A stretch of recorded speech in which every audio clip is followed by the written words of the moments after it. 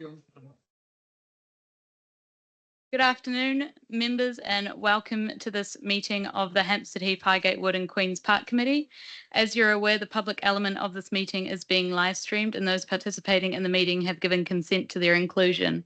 The recording will be available on the City Corporation's YouTube channel following the meeting, and it shall be retained for up to one civic year. Whilst we endeavour to live stream all our public meetings, technical difficulties may sometimes prevent live broadcast. In these instances, we aim to upload a recording after the end of the meeting. All personal data will be processed in accordance with the Data Protection Act 2018, and for any further information on that, please feel free to contact us. Chairman, any opening remarks?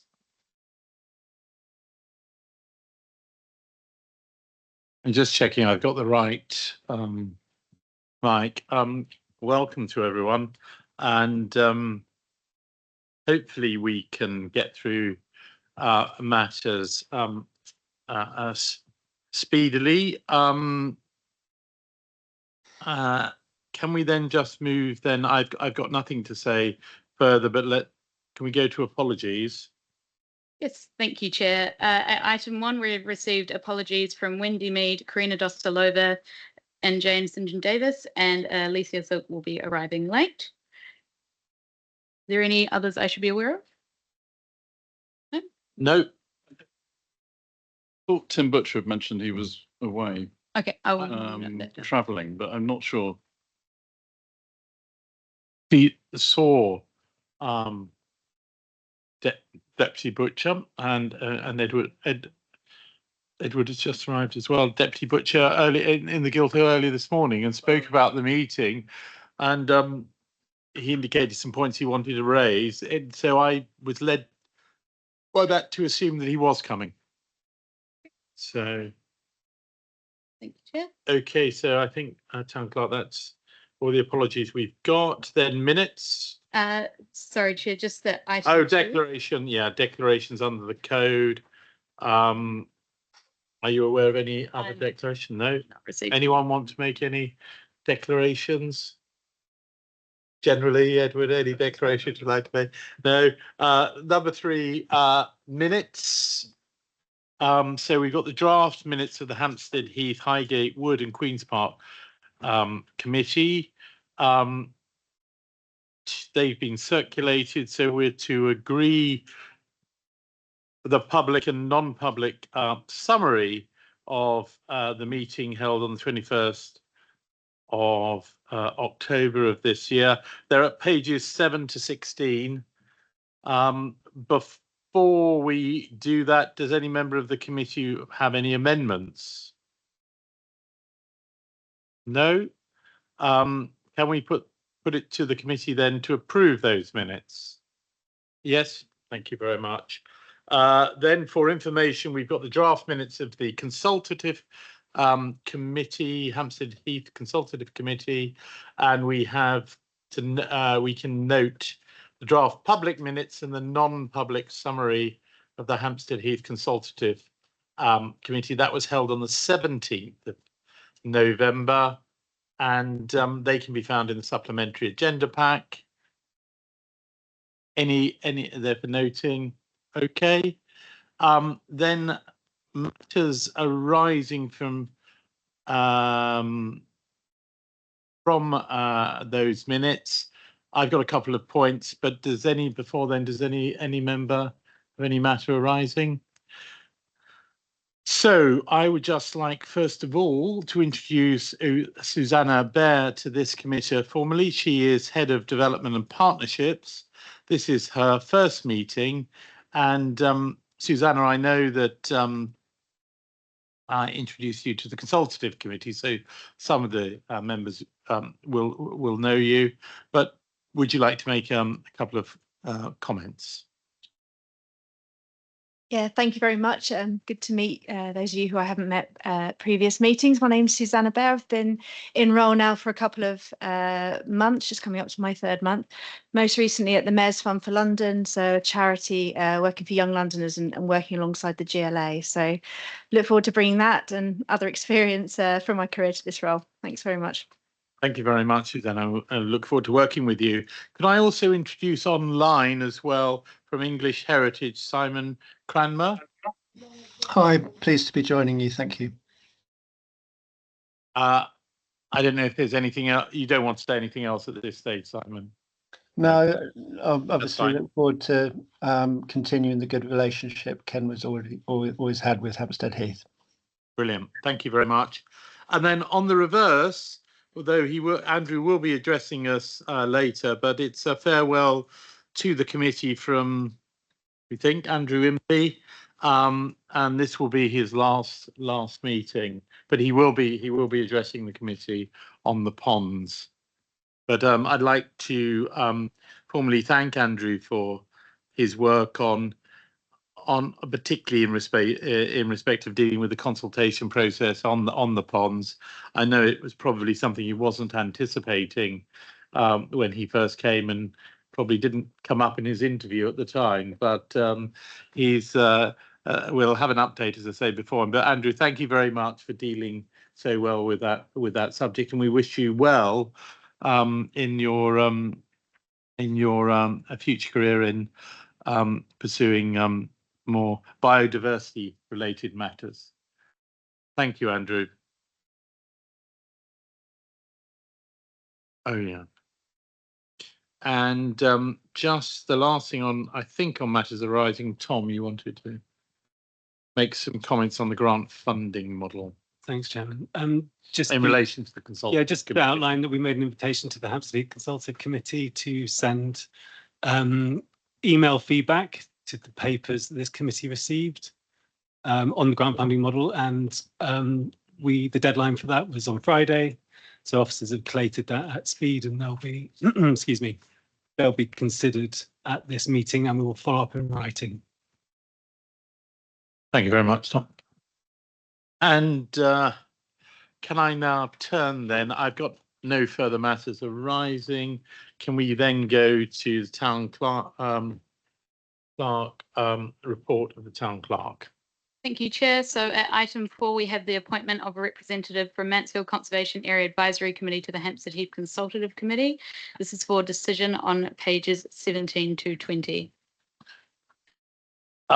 Those who on the consultative committee will recall that the consultative committee was consulted on the appointment of Dr. Victoria Holt for the Mansfield Conservation Area Advisory Committee and Neighbourhood Association Committee, and there were no. The response was positive. So I'm proposing that it's this committee that makes the formal appointment, and I propose that we do so. Is there anyone, and it's seconded, is there anyone who wants to say anything, and we should move? Agree. Excellent. So if we come to number 5, item 5, which is the revenue and capital budgets 2026-27 for Hampstead Heath. Now I'm going to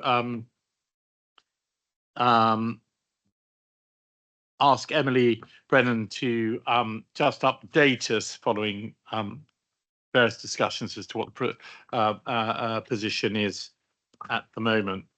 Thank you, Chair. So in relation to the budget paper, we are proposing deferring this item until the 3rd of February meeting. This reflects concerns that have been raised by the team in relation to the sufficiency of funding. So that will enable us to, really re-baseline the budget to deliver an effective service for the North London open spaces. These concerns have been raised recently with Efficiency and Performance Working Party, and I think members will be aware that these discussions and concerns have been ongoing for a number of years. And it's been agreed that Finance Committee will receive a proposal for a re-baseline budget that accounts for these resource concerns early next year. As such, and as there are changes proposed to the current budget, We will be sharing the draft of the uplifted budget paper as soon as possible. Bill, Marguerite and I are meeting this Friday in order to go through that rebaseline budget and agree it. And we will then share that with your committee as soon as possible, probably the Monday afterwards by email. As these changes are likely to be requesting more funding than is in the current budget paper, they will be subject to consideration by the Finance Committee at their meeting later in February. So we're proposing sharing the information with your committee, as I said, kind of as soon as possible, beginning of next week by paper, and then we will present that information in an updated budget paper, which will come to your committee on the 3rd of February. And will then subsequently go to Finance Committee on the 17th. So we do apologise for this situation where we are proposing deferring the paper, but it is an opportunity that we felt that we didn't want to miss in order to ask for that additional funding. We have been given the permission by the Finance Chair to do that, and so we really want to take that opportunity. So hence the revised process. Thank you. Thank you very much. And so that's going to be deferred for decision in the light of the updated work. So we are not proposing to discuss that matter this evening because obviously there's further work to be done. If people have points they want to make, I suggested to officers it'd be useful if members can communicate and those to officers so that given that we're coming back on the 3rd of February, that they can seek to address those in the report, so that we're going to be under a tight time schedule. Tim, yeah, Deputy. Thank you, Chairman. Can I just ask a general question? As we're moving to a sort of grant-funded model, in the event in the budget that there was a surplus, what would happen to that surplus? Would it go into reserve for a following year, or would it disappear back into the corporation? So, or just not to that, I think that's when we are going to discuss the principle. So if you, and I know Deputy, you did forewarn me of the questions. Can we do those questions on the principle when we come on to the principles? That seems to me that's a general specific, a general point. That's but don't worry, we will be hearing it. Yes. Sorry, one quick, that's very good news. Thank you. We were also looking at perhaps over the longer term, looking to the big stresses that are coming on the Heath, more people coming, climate change, and think there probably needs to be some sort of view of where are we going to be in 3 or 4 years' time with new impacts on the Heath. But maybe your paper is already addressing that. I think we will also cover that in the principles paper. So thank you.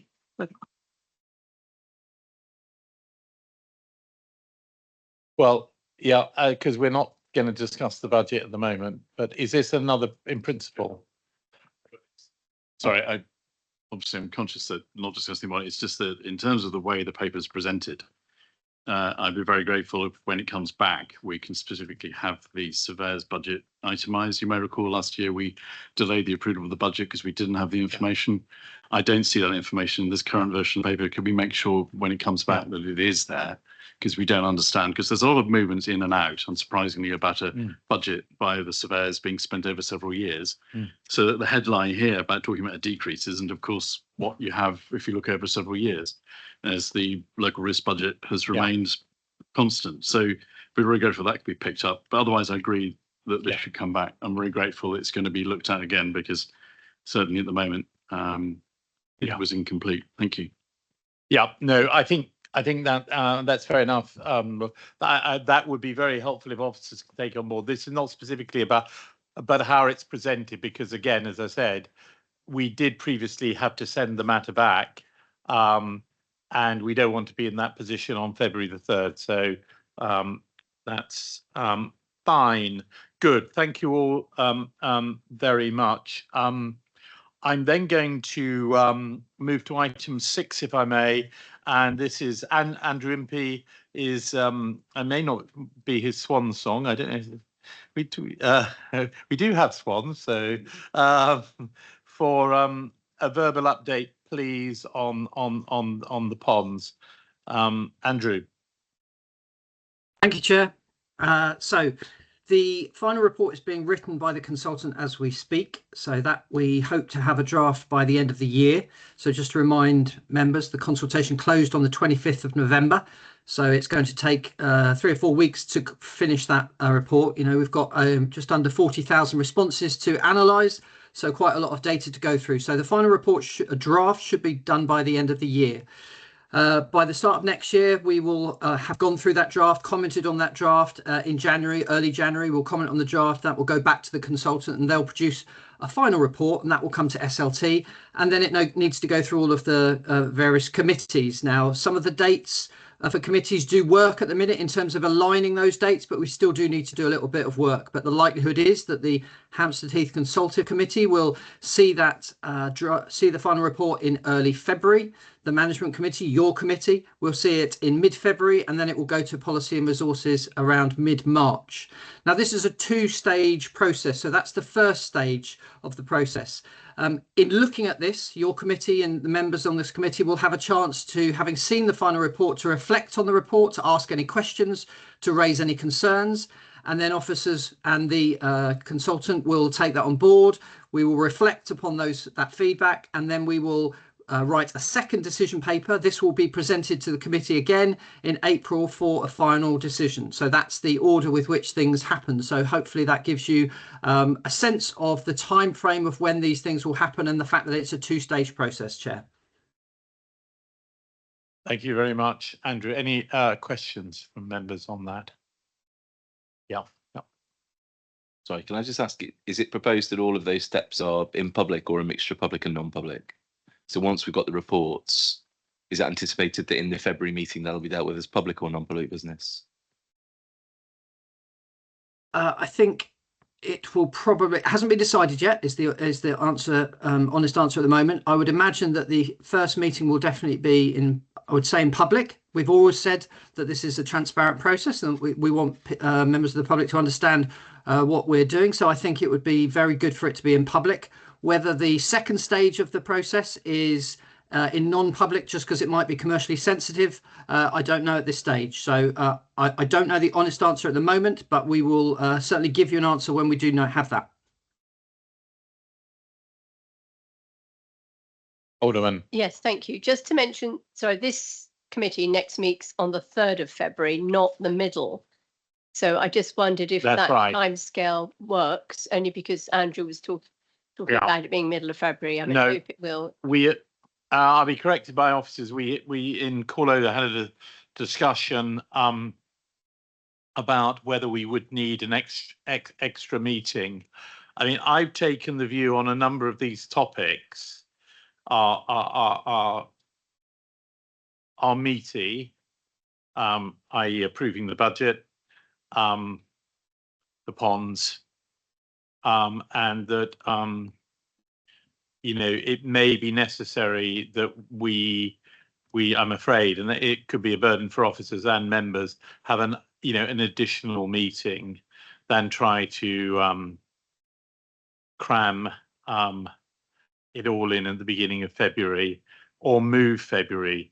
The difficulty is because of the timetable for the budget, we can't let it slip because of Finance Committee. And Andrew's update is with the ponds and it can't be as early as the 3rd of February, I think effectively is what Andrew is telling us. So even if I wanted to put them, we wanted to put them together, we can't. So and it may be better that they're not. But at the moment, we're going to be updated with the precise date once we've got the resource allocation from the town clerk and also room allocation. Okay, thank you. Any other? Nope. Okay. So I think item 7, I think effectively, Emily, over to you again. But the same. it's the same. Yes. It's exactly the same position. It's a bit like Prime Minister's question time, to the answer given previously, and so we are then going to item 8, and I just want to make clear this is the remarketing of cafes. This is the public element of it. So can members bear that in mind when questioning? There will be an opportunity in the non-public session, which obviously contains matters that are commercially sensitive, for members to question, and particularly on aspects and details of it. So I've just asked members to be aware of that. So if I could turn Bill Sasso to provide a brief verbal update on the remarketing for public session. Thank you. Thank you, Chairman.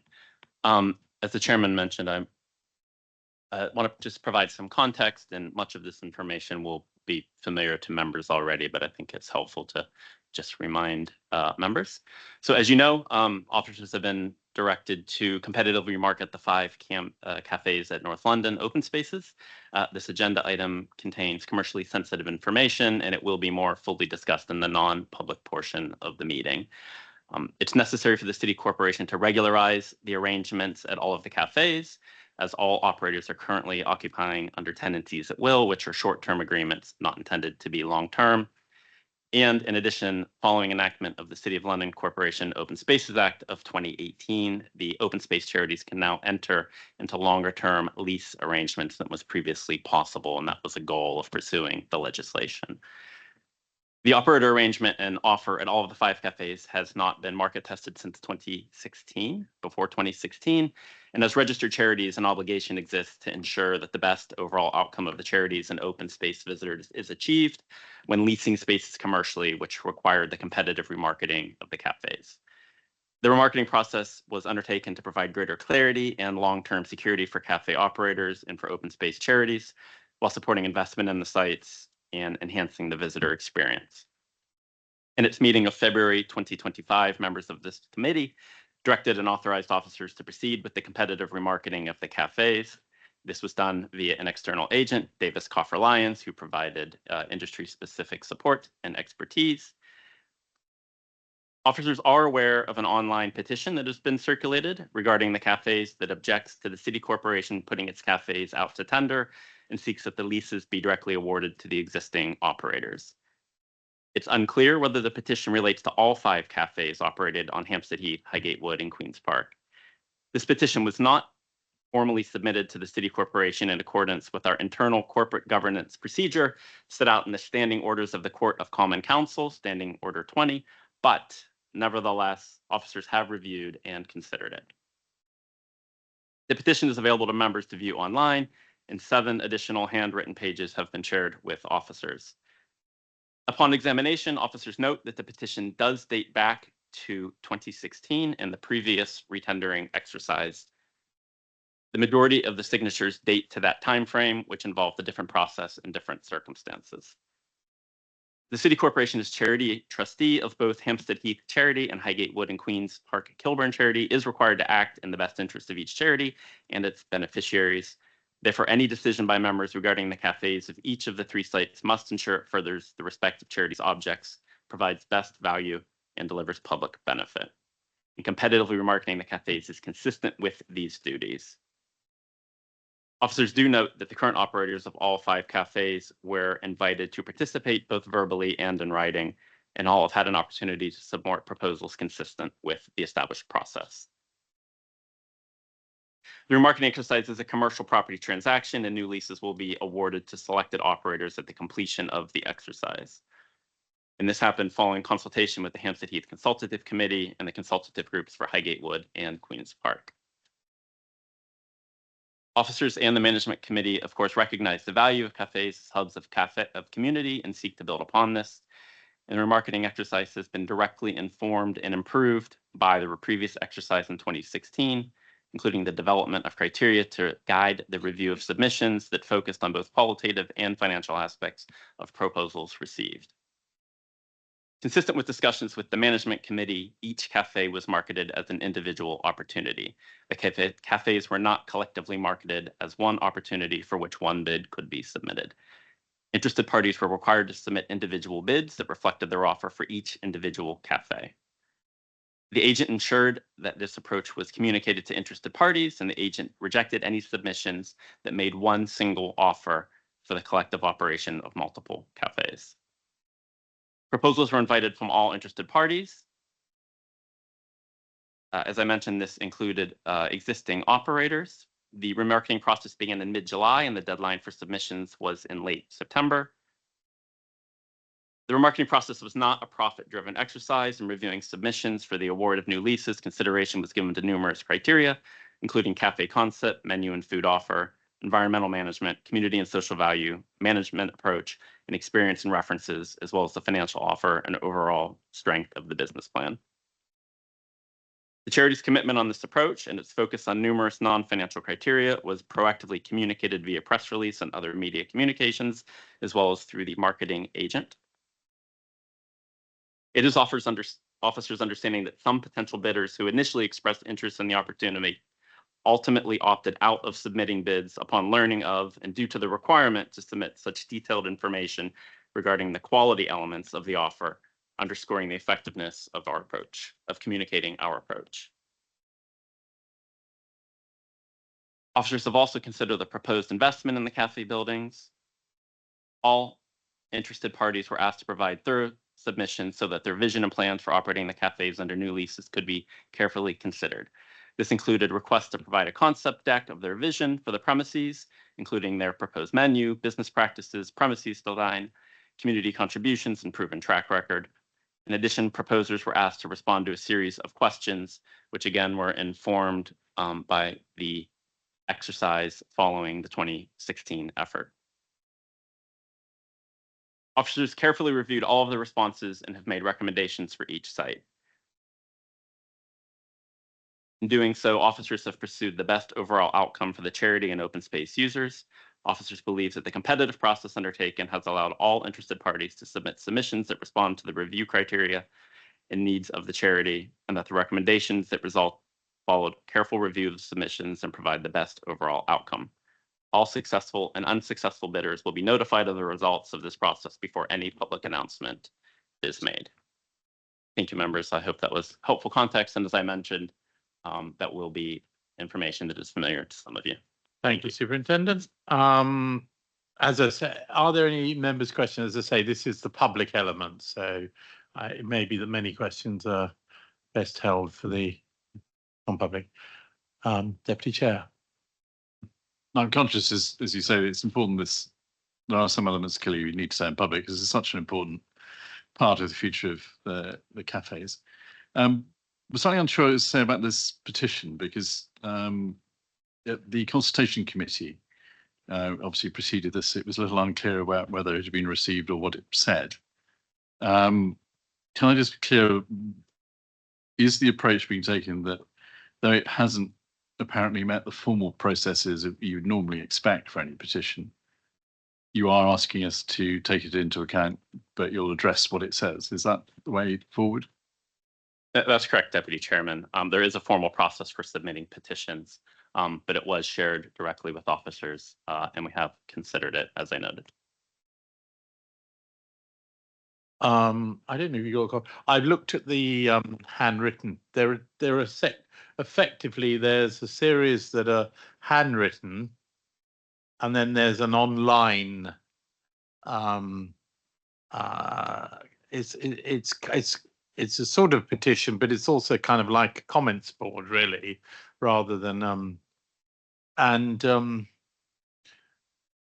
so it'll get addressed. But I would have thought we should take it into account, but give it such weight as we think appropriate, given some of the factors that have been identified, and also, I mean, I noted on the handwritten ones that the the heading of the petition was sort of save our cafes and things. It was not specific to any particular proposal, but I mean, officers will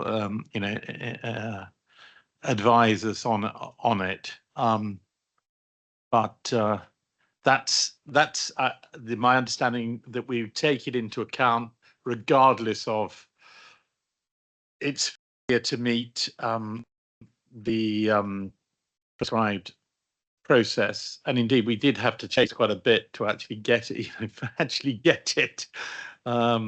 It's sort of slightly curious. Oh, anyway, yes, Deputy Butcher. Thank you, Chairman. I think the key to it with a petition is that it should be up to date and refer to the current process. If the majority of signatures relate to the previous tendering in 2016, I personally don't think you can take those signatures into account. And I don't know how many signatures cover recent this current tender. But if that isn't the case, then that would be my view. I just for I think the position is it's a material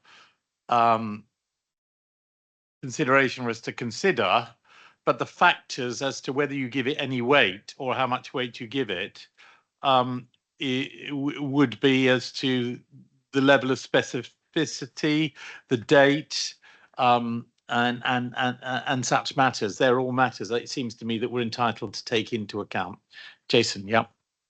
Thank you, Chair. Look, I think regardless of the legalities or the sort of the conceptual sort of debate we're having, the fact remains that local residents want a cafe that they can feel is something of their own, and that they can feel is not just some part of some anonymous chain. And they want to feel like it's a local cafe for local people and they get to know the local people there. And I think all of us want to take that into consideration. We've been very clear, all of us, I think, along the way on this, regardless of how this particular petition has been put together. The message that, we should be heard loud and clear is that we've heard local residents in whatever way. I've had personal feedback straight to me, as I'm sure other people that live nearby have had similar feedback. We hear that, and I think that will be a strong part of our decision making when we come to discuss this. It's a matter for individual members. You say residents, but it's again other residents express views equally, and also.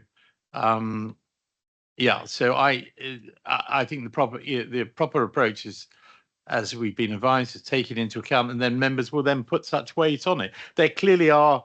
I think what is clear, there are some people who use the cafes who have very strong views about it, and those have been expressed to us not just in the petition but also directly by email. So. I think that's right. That being so, I think we can then, if we can, thank you again, Superintendent. Move on to item 8, which is questions on matters relating to the work of the committee. Town Clerk, are you aware of any other matters not otherwise going to be covered? Actually, I'm not aware of any. I'm not aware. Sorry, Chair. Can I? Yes. Sorry. It's a request I've made, obviously informally, but can I make a formal request that we look at the Queen's Park Day at the next committee? I'm conscious of this being an ongoing debate, and it appears that there's matters of principle involved that I think we as a committee ought to help with. So can I? Unless there's any specifically can be said now, can I just make sure it is on the agenda for the second? Yeah. I was just going to say, I believe that will be covered in the paper on fees and charges. So absolutely fine. Thank you.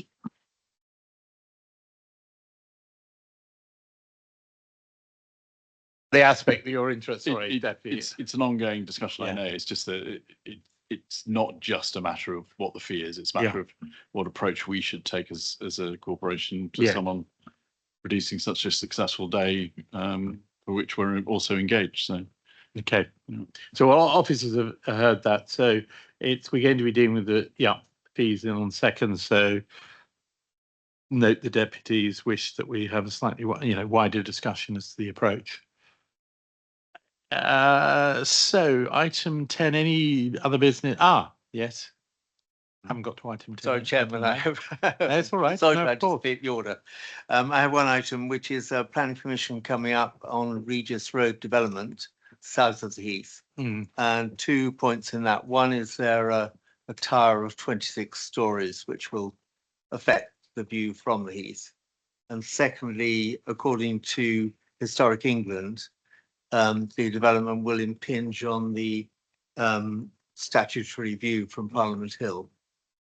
And I think I'd like the city to engage on that as well, because if it's impinging on the Heath, I think that's part of our remit. So when you say planning permission, not to be pedantic, you mean a planning application? Planning application. Yeah. Yes. So can I just ask Superintendent, are we aware of that? Are we? Yeah. Yes, Chairman, we are aware of it, and we are going to engage with the planning consultant we have used in the past to ensure we're doing what we can to protect Hampstead Heath. So, yeah, okay. Thank you. So it looks like we are. Thank you. Any other? I don't want to jump again to item 10. I think it's safe to go to item 10. Any other business that Chairman considers urgent? And the answer is no. So I can hand over to you, Town Clerk. Thank you, Chair. So next item 11 is the exclusion of the public. Do members agree to exclude the public? Great. Thank Sorry you. about that. Thank you very much for coming. Thank you.